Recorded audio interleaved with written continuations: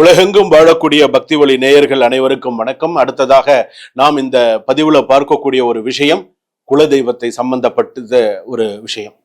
அதாவது உங்களுக்கு குலதெய்வம் தெரிந்தாலும் சரி, எனக்கு குலதெய்வமே தெரியலன்னாலும் சரி, இப்ப நான் சொல்லக்கூடிய விஷயத்த நீங்க பண்ணுங்க. என்னைக்குமே நான் நிறைய பதிவுல சொல்லியிருக்கேன், குலம் தெரியாம கூட இருக்கலாம், குலதெய்வம் தெரியாமல் இருக்கக்கூடாது. எந்த ஒரு சுபகாரியங்கள் செய்ய போனாலும் குலதெய்வத்தோட அனுமதியோட செய்யணும். அந்த காலத்துல பெரியவங்க சொல்லி வச்சிருக்காங்க, வழி வழியா சாமி கும்பிடுறது, நம்ம முன்னோர்கள் இதெல்லாம் இந்த மாதிரி எல்லாம் வழிபாடு பண்ணியிருக்காங்க, நம்ம வழிபாடுகள் நம்ம இப்படி எல்லாம் பண்ணணும் அப்படின்னு நிறைய விஷயங்கள் நம்ம முன்னோர்கள் நமக்கு சொல்லி கொடுத்துருக்காங்க. இன்னைக்கும் வீட்டுல பெரியவங்க இருக்காங்க, வீட்டுல பெரியவங்க இருந்து சொல்றாங்க, கோயிலுக்கு போ, குலதெய்வம் கோயிலுக்கு போயிட்டு வா, இதெல்லாம் நீ பண்ணிட்டு வா, உனக்கு நிறைய நல்ல விஷயங்கள்லாம் நடக்கும் அப்படின்லாம் சொல்றாங்க. நிறைய நல்ல விஷயங்கள்லாம் உனக்கு நடக்கிறது அப்படின்னு சொல்லுவாங்க. இன்னைக்கு உங்களுக்கு குலதெய்வம் உங்களுக்கு பாத்தீங்கன்னா என்னைக்குமே வழிகாட்டுதல் தெய்வமாகத்தான் இருக்கும். நீ குலதெய்வத்தை கும்பிடாம நீ வேற எந்த கோவிலுக்கு போனாலும் உன்னால ஒன்னும் வாசிக்க முடியாது, ஒன்னும் பண்ண முடியாது. நீ உன் குலதெய்வத்தை மறந்துட்டு நீ 10 தடவை திருப்பதிக்கு போயிட்டு வந்தாலும் உனக்கு எந்த பலனும் கிடையாது. நீ உன் குலதெய்வத்தை மறந்துட்டு நீ 10 தடவை நீ ராமேஸ்வரம் போய் குளிச்சாலும் உனக்கு எந்த பலனும் கிடையாது. உன் குலதெய்வம் எங்க இருக்கோ உன் குலதெய்வத்தை பார்த்து நீ வழிபாடு பண்ணணும். குலம் தெரிய உனக்கு அந்த உன்னோட குலதெய்வம் தெரியலையா, நீ உன் குலதெய்வத்தை கேட்டு தெரிஞ்சுக்கணும். எவ்வளவு, அதாவது ஒரு குலதெய்வம் நீங்க எடுத்துக்கோங்களேன், ஒரு 100 வருஷத்துக்குள்ள இருக்குமா, அவ்வளவுதான். எத்தனை தலைமுறை, ஒரு 100 வருஷத்துக்குள்ள எடுத்துக்கோ. 100 வருஷத்துக்கு மேல என்ன தெரியும், 100 வருஷத்துக்குள்ள என்ன சில விஷயங்கள் நமக்கு தெரியும். இப்ப எங்க அப்பா பேர் கேட்டா எனக்கு தெரியும், எங்க அப்பாவுக்கு அப்பா பேர் கேட்டா எனக்கு தெரியும், தாத்தா பேர் சொல்ல தெரியும், எங்க தாத்தாவுக்கு அதுக்கு முன்னோர்கள்னா இப்போ ஒரு இத்தனை தலைமுறைன்னு ஒரு கணக்கு இருக்குல்ல, இத்தனை வருஷம்னு ஒரு கணக்கு இருக்குல்ல. அப்ப அந்த குலதெய்வத்துக்கு நம்ம என்ன வழிபாடு நம்ம செய்யணும். எனக்கு குலதெய்வமே தெரியலங்க. ஃபர்ஸ்ட் எனக்கு குலதெய்வமே தெரியல. நான் எங்க குடும்பத்துல எனக்கு என்ன குலதெய்வம் வழிபாடு பண்ணினாங்கன்னு எனக்கு தெரியாது. அவங்க சிவபெருமானை கும்பிட்டாங்களா, இல்ல விஷ்ணு கோத்திரமா இருந்து வைணவத்துல இருக்கக்கூடிய பெருமாள் வழிபாடு பண்ணினாங்களா, இல்ல அங்காள பரமேஸ்வரி அல்லது பாத்தீங்கன்னா பெரியபாளையத்தம்மன், பெரிய கோட்டை மாரியம்மன்ங்கிற மாதிரி ஏதோ அந்த மாதிரி ஏதாவது பண்ணினாங்களா, பச்சை வாழியம்மன் பண்ணினாங்களா, எது என் குலதெய்வம்னு எனக்கு தெரியலைங்களே, எது என்னோட குலதெய்வம்னே தெரியலையே. நான் தெரியாம நானா ஒரு சுவாமியை வழிபாடு பண்றேன், நானா ஒரு முருகப்பெருமான வழிபாடு பண்ணிட்டு இருக்கேன், நானா ஒரு அம்மனை வழிபாடு பண்ணிட்டு இருக்கேன் அப்படின்னு சொல்றதுங்கிறது வேற. சரிங்க. அப்ப அந்த குலதெய்வ வழிபாடு அப்படிங்கிறது நம்ம எந்த அளவுக்கு நம்ம பண்ணணுமோ அந்த அளவுக்கு நம்ம பண்றோமோ அந்த அளவுக்கு நமக்கு சிறப்பு. ஒரு குலதெய்வம் நம்ம வீட்டுக்கு வரதும் அந்த குலதெய்வத்தை நம்ம வீட்டுல உட்கார வைக்கிறதும் நம்ம கையில தாங்க இருக்கு.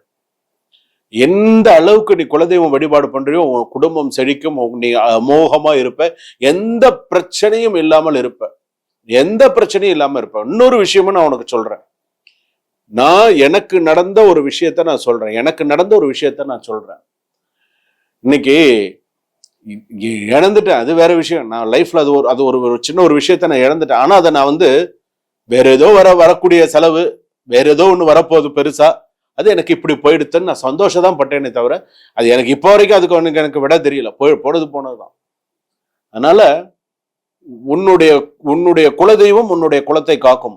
உனக்கு வரக்கூடிய ஆபத்தை முதல்ல தவிர்க்கும். ஞாபகத்துல வச்சுக்கோங்க, உனக்கு ஒரு உயிர் ஆபத்து வருதுன்னு உன் குலதெய்வத்துக்கு தெரிஞ்சிருச்சு அப்படின்னு சொன்னா அது வேற வழியில டைவர்ட் பண்ணி விட்டுரும். வேற வழியில உன்னை எப்படியா டைவர்ட் பண்ணி விட்டுரும், ஏதாவது ஒரு விஷயத்துல உன்னை டைவர்ட் பண்ணி விட்டுரும். அதுக்குதான் அந்த குலதெய்வ வழிபாடு பண்ணணும், குலதெய்வத்தை வழிபாடு பண்ணணும். நேரம் கிடைக்கும்போது வருஷத்துல ஒரு நாள் நல்ல திருப்தியா சொந்த பந்தங்களோட போய் நல்லா குலதெய்வ வழிபாடு பண்ணுங்க.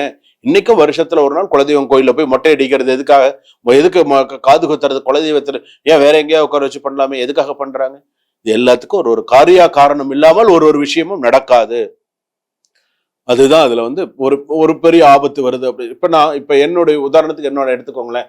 இப்போ எனக்கு நடந்த விஷயம், நான் மத்தவங்களுக்கு சொல்ல, எனக்கு நடந்த ஒரு விஷயம், ஒரு 1.5 வருஷத்துக்கு முன்னாடி எனக்கு நடந்த ஒரு விஷயம் என்னன்னா, என்னோட அக்கௌண்ட்ல இருந்து எனக்கு தெரிஞ்சவங்க வெளியூர்ல இருந்து வந்தவங்க அங்க சுத்தி பார்க்கணும்னு வந்திருக்காங்க. என்னுடைய அக்கௌண்ட்ல பணம் போட்டாங்க.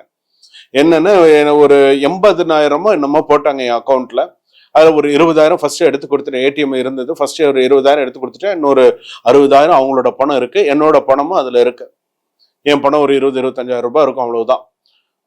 அந்த பணம் எனக்கு என்ன ஆச்சு, சடனா இந்த ஸ்கேம் அது இதெல்லாம் சொல்றாங்க. நான் டூர் போயிட்டு இருக்கேன், கோயிலுக்கு போயிட்டு இருக்கேன், சடன்லி 80,000 லாஸ்ட். 80,000 ரூபாய் போயிடுது என்னோட அக்கௌண்ட்ல இருந்து. நானும் அந்த பாதியில கேன்சல் பண்ணிக்க கம்ப்ளைண்ட் கொடுத்து இன்னைக்கு வரைக்கும் அந்த கம்ப்ளைண்ட்டுக்கு பதில் கிடையாது. இன்னைக்கு வரைக்கும் அது என்ன ஏது அது கம்ப்ளைண்ட் கொடுத்தா அது பேப்பருக்கு அது என்னென்னமோ கொடுத்தாங்க எல்லாம். இன்னைக்கு வரைக்கும் அது எங்க போன இடம் எனக்கு தெரியாது. இன்னைக்கு வரைக்கும் அந்த கம்ப்ளைண்ட் விஷயமா இன்னைக்கு வரைக்கும் யாருக்கும் எனக்கு பதில் வரலன்னு வச்சுக்கோங்களேன். எதுக்காக சொல்றேன்னா, இதுவே எனக்கு அந்த பணத்தை அந்த பணத்தை எனக்கு அது போகலன்னு வச்சுக்கோங்களேன், வேற ஏதாவது கரும செலவுக்கு எனக்கு போயிருக்கோங்க. வேற ஏதாவது கண்டிப்பா கரும செலவுக்கு போயிருக்கும். நான் உண்மையே சொல்றேனே, வேற ஏதாவது கரும செலவு வச்சுக்கோங்க. வீட்டுல வயசானவங்க, வீட்டுல அம்மா அப்பா இருக்காங்க, அப்பாவுக்கு ஒண்ணுன்னா நான் என்ன பண்ணுவேன், அம்மாவுக்கு ஒண்ணுன்னா நான் என்ன பண்ணுவேன், ஒண்ணும் பண்ண முடியாது. என் மனசை நான் தேத்தின்ட்டேன். 80,000 ஒரு லட்சம் இந்த மாதிரி போயிருந்தேன் என்ன ஆறுது, ஒண்ணும் பண்ண முடியாது. சரி பரவாயில்ல, போனது போட்டோம். இந்த மாதிரி ஒரு மருத்துவ செலவு ஹாஸ்பிட்டல கொண்டு வச்சு முடியாம போகாம அந்த மாதிரி எல்லாம் இல்லாம கடவுள் புண்ணியத்துல ஏதோ ஒண்ணு போச்சு இல்ல, போனது போட்டோம். ஏதோ நம்மள ஏதோ ஒரு விதத்துல போன பணம் சம்பாரிச்சுக்கலாம். உயிர் பணம் சம்பாரிச்சுக்க முடியுமா? பணம் சம்பாரிச்சுக்கலாம். உங்க கைகள் நல்லா இருந்ததுன்னா இந்த 80,000க்கு மேல இன்னொரு 80,000 சம்பாரிச்சிடலாம்ல. அதனாலதான் என்னைக்குமே இந்த உங்களை விட்டு ஒரு விஷயம் தொலைஞ்சு போறதா, உங்களை விட்டு ஒரு நகை தொலைஞ்சு போதா, உங்களை விட்டு ஒரு 50,000 போறதா, 1,00,000 போறதா, உங்களை விட்டு ஏதோ ஒரு பணம் போறதா, நல்லதுக்குன்னு நினைச்சுக்கோங்க. சிலதெல்லாம் உங்களை திரும்பி எது உங்களுக்கு வரணும்னு இருக்கோ அது எவ்வளவு தடை பண்ணினாலும் அது உங்ககிட்ட வந்து சேர்ந்துடும். எது வரக்கூடாதுன்னு இருக்கோ அது உங்ககிட்ட வராது. சிறுக சிறுக சேர்த்து வச்சு வேணும்னு பணம் விடுறதெல்லாம் வேற விஷயம். வேணும்னு பணம் விடுறது, அதாவது எனக்கு நிறைய இன்ட்ரெஸ்ட் நிறைய வேணும்ட்டு பணத்தை கொடுத்து திரும்ப அதுல இது பண்றது, அந்த மாதிரி எல்லாம் பண்ணினாலாம் தப்பு. அதெல்லாம் தப்பு. அப்போ நம்ம என்ன செய்யணும்? அப்ப இந்த குலதெய்வ வழிபாடு அப்படின்னு வரும்பொழுது நம்ம எப்படி நம்ம குலதெய்வ வழிபாடு பண்ணணும்? பொதுவாகவே நீங்க குலதெய்வம் கோயிலுக்கு போகலாம். குலதெய்வம் கோயிலுக்கு போனீங்கன்னா நீங்க என்ன பண்ணுவீங்க? சாமி கும்பிடுவீங்க. நல்லா நீங்க உங்களுடைய முறைக்கு நீங்க என்ன நல்லா செய்வீங்களோ எல்லாம் செஞ்சுட்டு வந்துடுறீங்க, ரைட்டு. அடுத்ததா குலதெய்வமே தெரியாதவங்களுக்கும் சரி, குலதெய்வம் தெரிஞ்சவங்களுக்கும் சரி, நான் சொல்லி கொடுக்குற இந்த ஸ்லோகத்தை சொல்லி உங்களுடைய வழிபாடை நீங்க செஞ்சீங்கன்னா கண்டிப்பா குலதெய்வம் உங்ககிட்ட இருக்கும். நீங்க அந்த தெய்வத்தை குலதெய்வமே தெரியலன்னு வச்சுக்கோங்க, மனசுல நல்லா பிரார்த்தனை பண்ணிக்கோங்க. என் குலதெய்வம் எனக்கு தெரியல, என்னுடைய குலதெய்வம் எனக்கு அனுகிரகம் பண்ணணும், மனசார நான் வேண்டிக்கிறேன். நான் யாருக்கும் எந்த துரோகமும் பண்ணல, யாருக்கும் நான் எந்த கெடுதலும் நினைக்கல. என் வாழ்நாள்ல நான் இன்னைக்கு வரைக்குமே நான் நல்லா இதா இருக்கேன். என்னுடைய குலதெய்வம் எனக்கு வழிகாமிச்சு நான் நல்லா இருக்கணும் அப்படின்னு மனசுல நினைச்சு இப்ப நான் சொல்லி கொடுக்கக்கூடிய ஸ்லோகத்தை நீங்க சொன்னீங்களே ஆனால் நீங்க கண்டிப்பா உங்களுடைய தெய்வம் உங்களுடைய கனவுல சொல்லும். அசரீர் மாதிரி சுமங்கலி ரூபத்துல சொல்லும், ஒரு ஆண் ரூபத்துல சொல்லும். யாராவது ஒரு குரு ஸ்தானத்துல இருக்கக்கூடிய ஒரு மூலமாக சொல்லும், டேய் இதை செய்டா நீ நன்னா இருப்ப அப்படின்னு சொல்லக்கூடிய ஒரு சூழ்நிலை கண்டிப்பாக வரும். அப்ப இதுக்கெல்லாம் என்ன காரணம்? நீங்க சொல்லணும், குலதெய்வத்துடைய மந்திரத்தை சொல்லணும். எந்த தெய்வமா இருந்தாலும் சரிங்க, நீங்க முருகப்பெருமானா இருக்கட்டும், சிவபெருமானா இருக்கட்டும், அல்லது பைரவர், ஐயனாரப்பன், கருப்பண்ணசாமி, பச்சையம்மன், பெருமாள் சம்பந்தப்பட்ட தெய்வங்களா இருக்கட்டும், எந்த குலதெய்வமா இருந்தாலும் சரி, சப்த கன்னிகை, எந்த குலதெய்வமா இருந்தாலும் சரி, சரிங்களா? எந்த தெய்வமா இருந்தாலும் சரி, நான் சொல்லி கொடுக்கறத நீங்க சொல்லுங்க. குலதேவதா மந்திரம் எழுதி வச்சுக்கோங்க. பக்தி ஒளி நேர்கள் நீங்க எத்தனை பேருமே இப்ப நான் சொல்லி கொடுக்கறத ஒரு பேப்பர்ல எடுத்து எழுதிக்கோங்க. குலதேவதா மந்திரம் அப்படின்னு ஒரு பேப்பர்ல எழுதுங்க. எழுதிட்டு வாழ்க்கையில சில விஷயத்த வைராக்கியமா எடுத்துக்கோங்க. இதை நான் சொல்றேன், குரு மூலமா கத்துண்டு நான் இதை சொல்றேன், எனக்கு தெய்வம் வழிகாட்டும். எந்த ஒரு விஷயத்த நீங்க நம்பிக்கையோட நீங்க சொல்றீங்களோ அந்த நம்பிக்கை உங்களுக்கு 100%, 200% உங்களை பெரிய அளவுல உங்களை பாதுகாக்கும். ஒரு உதாரணத்துக்கு ஒரு சின்ன கதை சொல்லலாமா? ஒரு சின்ன கதை சொல்றேன், சின்னதா சொல்றேன், உங்களை பெருசா நான் சொல்ல வரேன், சின்னதா சொல்றேன். அதாவது ஒரு காட்டுல ஏதோ ஒரு முனிவர் ஜெபம் பண்ணிட்டு இருந்தாரு. ஜெபம் பண்ணிட்டு இருக்கும்போது ஒரு சாதாரண ஒரு வேடன் அங்க இருக்கிற யாரோ ஒருத்தர் இந்த முனிவர்கிட்ட கேட்கிறா, முருகா முனிவரே வணக்கம், நான் இது மாதிரி காட்டுல இது மாதிரி இது பண்ணிட்டு இருக்கேன், நீங்க சொல்ற மாதிரி எனக்கு ஏதாவது ஒரு மந்திரம் சொல்லி கொடுத்தீங்கன்னா நானும் அந்த மந்திரத்தை சொல்லி நானும் ஏதாவது என்னுடைய வாழ்க்கைக்கு ஏதாவது பண்ண. அந்த முனிவர் அவனை ஏளனமா அவரை பார்த்து, சும்மா ஏளனமா அவரை பார்த்துட்டு, ஓம் நம சிவாய சொல்லடப்படா அப்படின்னு சொல்லிட்டார். அவ்வளவுதான். ஓம் நம சிவாய சொல்லடப்படா, அவ்வளவுதான். அவர் சொல்லிட்டு அவர் விட்டுட்டார். அவ்வளவுதான். இந்த ஆள் என்ன நினைச்சிட்டான், ஸோ இதுதான் வேத மந்திரம் போல இருக்க, குரு சொல்லி கொடுத்துருக்காரு, நான் ஓம் நம சிவாய எடுத்துட்டான். இது என்ன சாதாரண மந்திரமா ஓம் நம சிவாய? ஓட்டு சொல்ல ஆரம்பிச்சிட்டான். ஓம் நம சிவா, ஓம் நம சிவா ஆட்டுக்கு சொல்ல ஆரம்பிச்சிட்டான். சிவபெருமானே உனக்கு காட்சி கொடுத்துட்டாரு, அந்த அளவுக்கு சொல்ல ஆரம்பிச்சு. அந்த காட்சியை பார்த்து சந்தோஷப்பட்டு முனிவர்கிட்ட சொன்னான். முனிவர், ஐயா சிவபெருமான் பிரத்யட்சமா நான் கனவுல பார்த்தேன், அவரை பிரத்யட்சமா எனக்கு காட்சி கொடுத்தாங்க, ஏண்டா இத்தனை வருஷமா நான் ஜெபம் பண்ணிட்டு இருக்கேன், அவருக்காக உனக்கு நேத்து சொல்ல உனக்கு வந்து காட்சி கொடுத்துட்டாரா அப்படின்னு. நீங்க எப்படி சொன்னீங்கன்னு எனக்கு தெரியாது. தெய்வ பக்தியோடையும் ஆத்மார்த்தத்தோடையும் உள்ளன்போடையும் உள்ள முருகன் அந்த ஒரு விஷயத்த சொன்னதுனால தான் இன்னைக்கு எனக்கு அந்த விஷயம் எனக்கு தெரிஞ்சுது அப்படின்னு. அப்பதான் அந்த முனிவருக்கு செருப்புல அடிச்ச மாதிரி இருந்ததுதான். ஆகா, நம்ம வந்து நம்மளோட அகம்பாவத்தினால நம்ம சொன்ன ஒரு விஷயம் ஆத்மார்த்தத்துக்கு தான். அதனால தான் நம்பிக்கையோட நிறைய நல்ல விஷயத்தை இப்ப நான் ஒரு விஷயத்த சொல்லி கொடுத்தாலும் அந்த விஷயத்த ஒரு குருஸ்தானத்துல இருந்து நான் இப்ப ஒரு விஷயம் சொல்லி கொடுக்குறேன், அதை நீங்க எடுத்துக்கிற முறையும் அது குலதேவதா மந்திரம்னு எழுதி நீங்க சொல்ல ஆரம்பிச்சீங்கன்னா கமெண்ட்ல நீங்க சொல்லுங்க. சாமி நான் 45 நாள் சொன்னேன் சாமி, இந்த நான் 6 மாசமா சொல்லிட்டு இருக்கேன், எனக்கு இந்த மாற்றம் வந்திருக்கு, பொண்ணுக்கு கல்யாணம் ஆயிடுச்சு, வீடு கட்டிட்டேன், அடுத்தடுத்து நான் இதை செஞ்சுட்டேன், நீங்க சொல்லுங்க, நான் கேட்கிறேன், எனக்கு சந்தோஷம். இதெல்லாம் நீங்க பண்ணுங்க. இப்ப அந்த மந்திரத்தை நான் சொல்றேன். குலதேவதா மந்திரம் மனசுல பிரார்த்தனை பண்ணிக்கோங்க. 3 முறை நான் சொல்றேன். மனசுல ஃபர்ஸ்ட் எப்போதுமே முழு முதற் கடவுள் மகா கணபதியை பிரார்த்தனை பண்ணிக்கோங்க. விநாயகரை மனசுல பிரார்த்தனை பண்ணிக்கோங்க. மகா கணபதினு மனசுல பிரார்த்தனை பண்ணிக்கோங்க.